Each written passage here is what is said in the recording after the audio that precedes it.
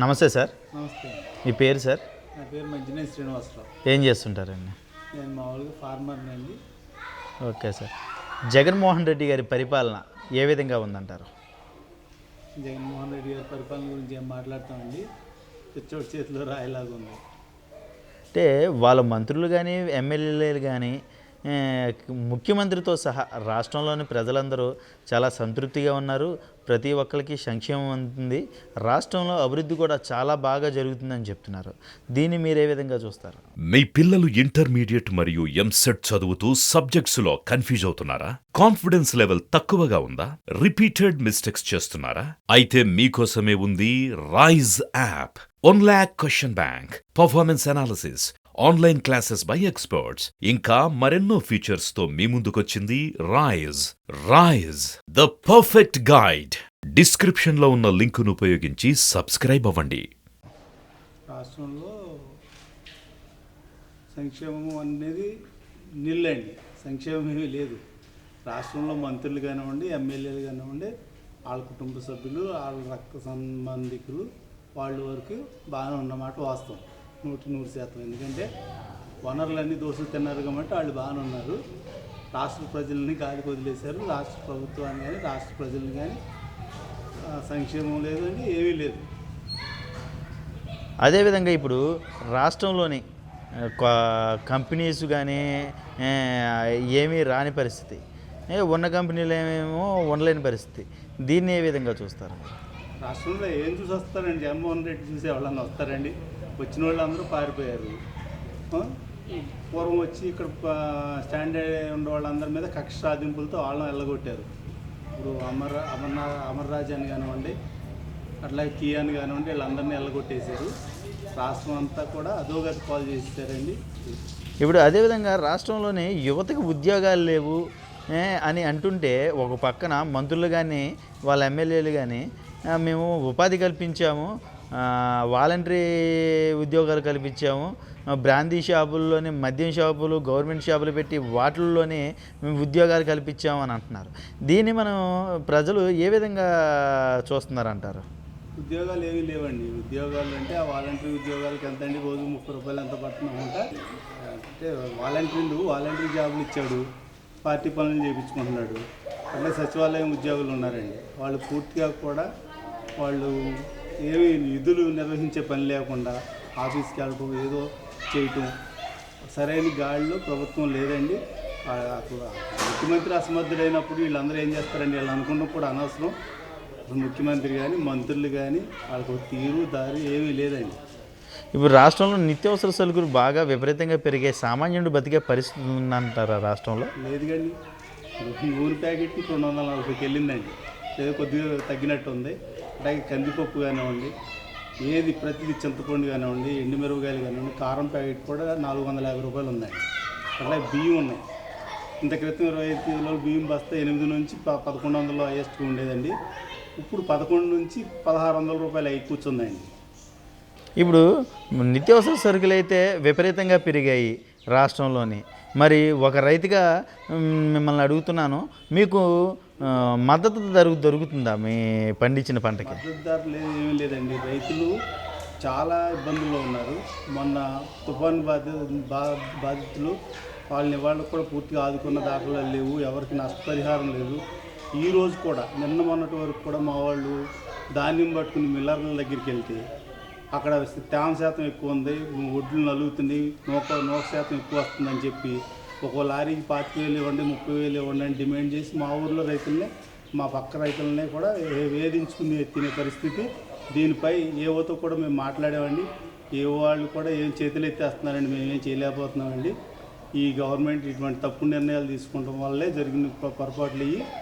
ఇది ఇంత క్రితం మామూలుగా కొనుక్కున్నప్పుడు బాగానే ఉండేది. ఇప్పుడు ఈ మిల్లర్లకి అప్పచెప్పాక పూర్తిగా నిర్వీర్యం అయిపోయింది. మా వల్ల ఏం కావట్లేదని చెప్పి వాళ్ళు చేతెత్తే పరిస్థితి ఉందండి.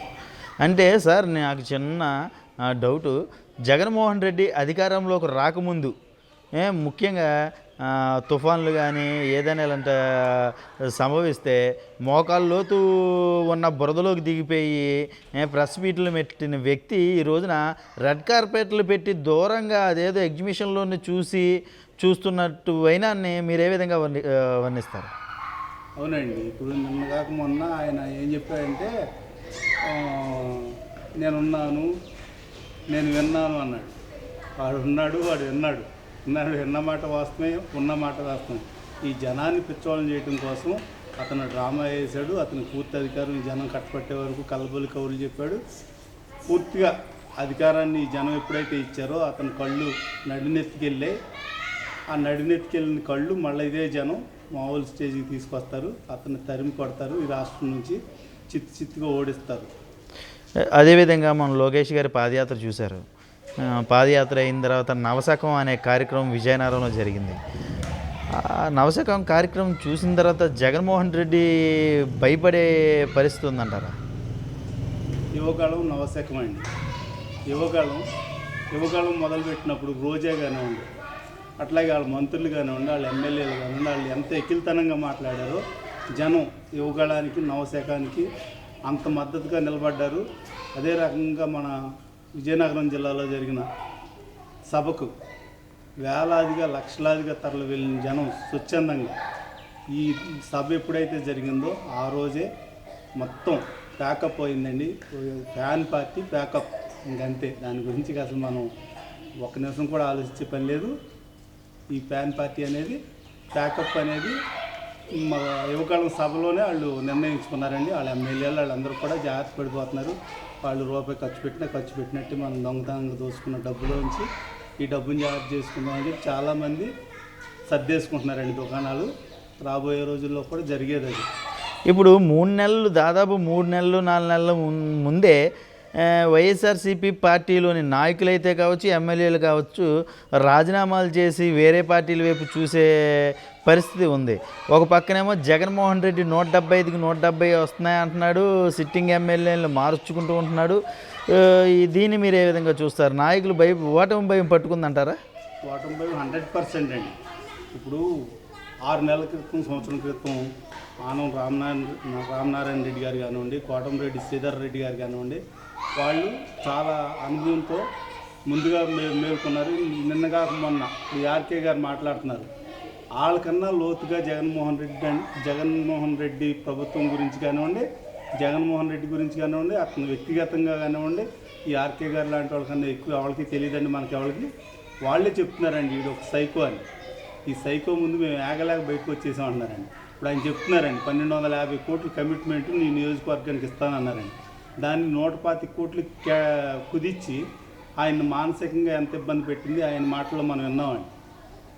అందుకనే ఇంకా జగన్మోహన్ రెడ్డి అనేవాడు రేపు ఈ 2024 మార్చి నెల తర్వాత కనుమరుగైపోతాడని. చెంచులు కూడా జైల్లో ఉంటాడు. ఇది పక్కా అండి. మన రాష్ట్రం అభివృద్ధి చెంది ఉన్న స్థాయికి వెళ్ళాలంటే ఈసారి మనకి ఎవరు ముఖ్యమంత్రి అయితే బాగుంటుందంటారు? చంద్రబాబు నాయుడు గారండి. చంద్రబాబు నాయుడు గారే రావాలి. 2 టర్మ్స్ ఇవ్వాలండి. చంద్రబాబు నాయుడు గారు అనుభవానికి కానివ్వండి, ఆయనకున్న నాలెడ్జీ కానివ్వండి, 2 టర్మ్స్. మొన్న కూడా మనకి 19లో గవర్నమెంట్ వచ్చి ఉంటే ఈ రోజున మన ఆంధ్రప్రదేశ్ అనే స్టేటు భారతదేశంలో నెంబర్ 1 స్థానంలో ఉండేదండి. ఇప్పుడు నెంబర్ 20 స్థానంలో పడిపోయిందండి. దీనికి కారణం మన జనం చేసిన చెనకావేశం లేదంటారు చూడండి, అట్లా చిన్న తప్పు చేశారు. ఈసారి అదంతా సరి చేసుకుంటారు. రాబోయే 10 సంవత్సరాలు నారా చంద్రబాబు గారి నాయుడు గారి నాయకత్వాన్ని బలపరుస్తారు. అదే రకంగా ఈ మరుగున పడిపోయిన ఈ స్టేట్ని మళ్ళా పైకి తీసుకొచ్చే వరకు కూడా ఆయన ప్రాజెక్టులో ఇప్పుడు 18 గంటలు కష్టపడుతున్నారు. 1 గంట ఇంకా పెంచైనా సరే ఆయన కష్టపడగలరు. ఆయనే గాడిలో పెడతారండి. పక్కాగా రాష్ట్రం అభివృద్ధి చెందుతాయండి.